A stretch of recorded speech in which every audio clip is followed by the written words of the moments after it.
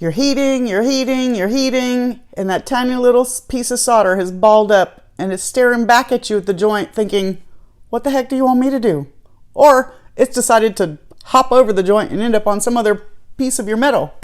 Well, there's two reasons for that outside of cleaning the joint, making sure the joint fits, having the appropriate flux, putting the right size piece of solder on there, etc., etc., etc. We all know what the steps are to prepare a joint for soldering.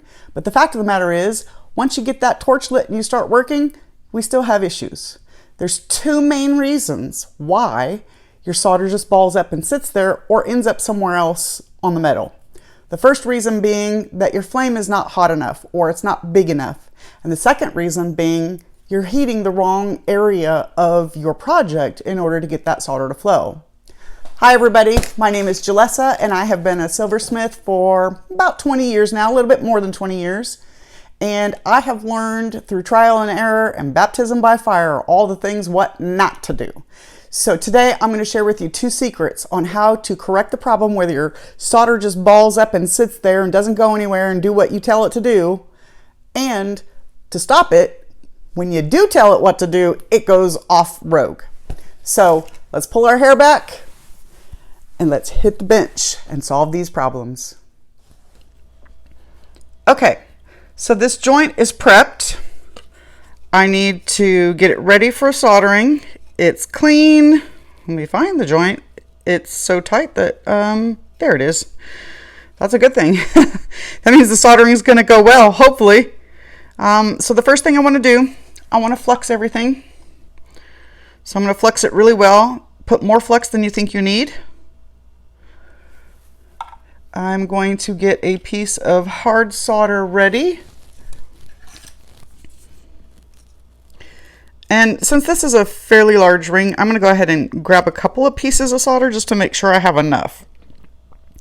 You don't necessarily want to flood your joint, but this is a big ring and I want to make sure that I have enough solder that's going to flow all the way through the thickness of the metal. So the first thing I'm going to do is get my torch ready.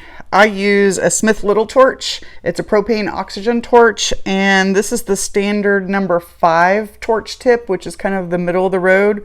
It can handle large jobs and small jobs. So we'll go ahead and get this lit and adjust our flame.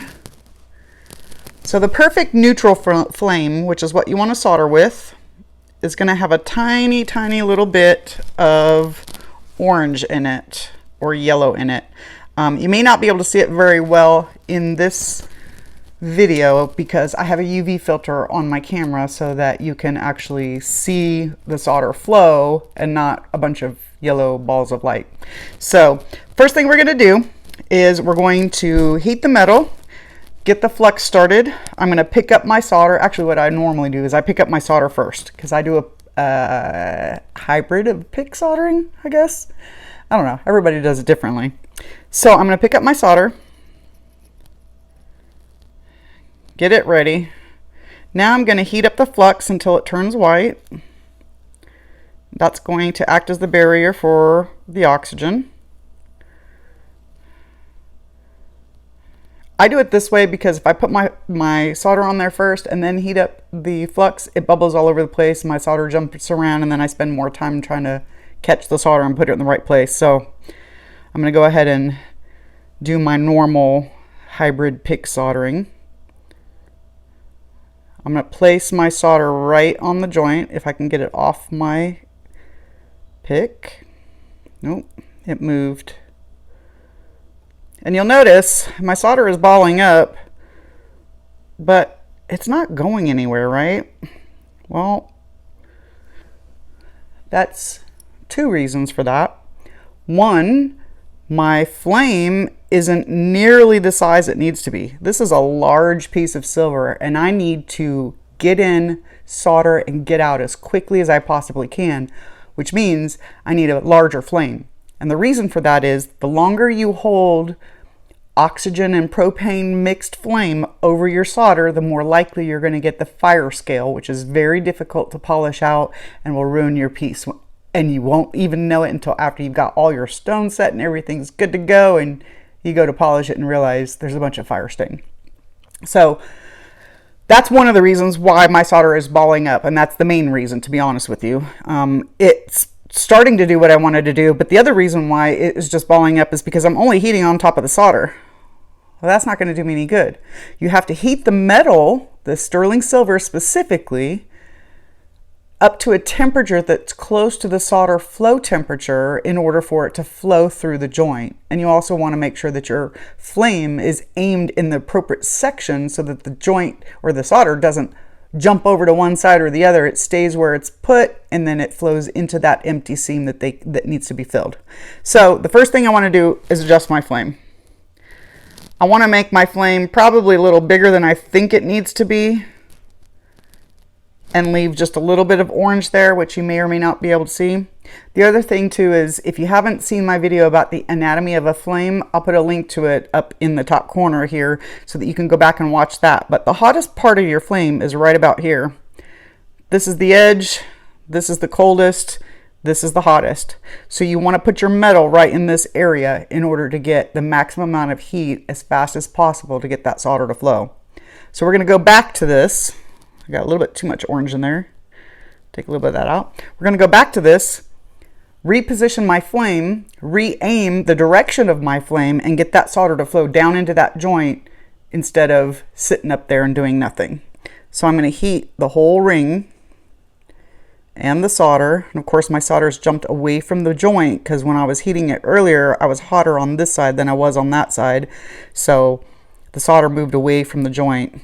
So I'm going to go ahead and pick that solder up and kind of move it a little bit. It'll let go of my pick. There we go. Now I want to heat, if you have to, heat from underneath. I'm going to heat underneath the joint. And you'll notice my solder is starting to become shiny. That's what I want. I'm heating evenly across the joint. And there goes my solder flow. Now I used way too much solder, so it's balled up at the top. But in this particular case, I wanted to make sure. It's going to be a pain in the butt to clean up, but my solder has now flown, or flew, or flooded. This is a problem we'll fix in another video, but I've flooded the joint with solder, so I know if I flip the ring over, let me put this torch down so I can flip this around so you can see it. I can see on the back side of the joint here that the solder has come all the way through to the bottom. And that's exactly what I want to see. So we're going to go ahead and throw this in the, quench it, and then throw it in the pickle and let it clean off all the oxides, and then we'll take another look at it. Okay, we've quenched and pickled the piece. You can see it's all nice and white and shiny. And look at that. My solder has flowed through the joint, but now I got a secondary problem. We'll address that problem in the next video. But for now, what we're looking at is we've got full flow on the top, and if I look through the back, I've got a complete flow through the bottom of the joint as well, because I heated not only from the top, but also from the bottom to pull that solder through the joint. One note about solder, it's going to flow toward the hottest part of the metal. So if you have solder at the top and you're wanting it to go down through the joint, you heat it from below. We'll talk about using gravity to kind of help with your solder processes in the future video. But for today's video, we heated the entire piece first, then we focused in on the joint, and the solder flowed through in the direction that we wanted it to go, because we weren't heating too much here or heating too much there or heating too much on the bottom. We got that solder to get in there, flow, and we got out as quickly as possible. This is a good indicator that you probably don't have any fire scale, but it's not a perfect indicator. It's still possible that because I kept my flame in there too long and we used this piece a couple of different times to heat and reheat, that there's a possibility that there could be some fire scale here that we'll have to figure out how to fix in another session as well. Hopefully this video was helpful for you and it helped to solve a couple of issues you might be having with soldering. Also, I want to let you know that my mentoring program is finally opening in July of 2026. Yay! It's been 4 years I've been talking about it, and I'm finally doing it. I realized it doesn't need to be perfect, it just needs to happen. So if you're interested in having one-on-one coaching, having advice, have someone take a look at your work and help you understand where you might need to go direction-wise or troubleshoot any problems you're having, anything you need, I will be here for you.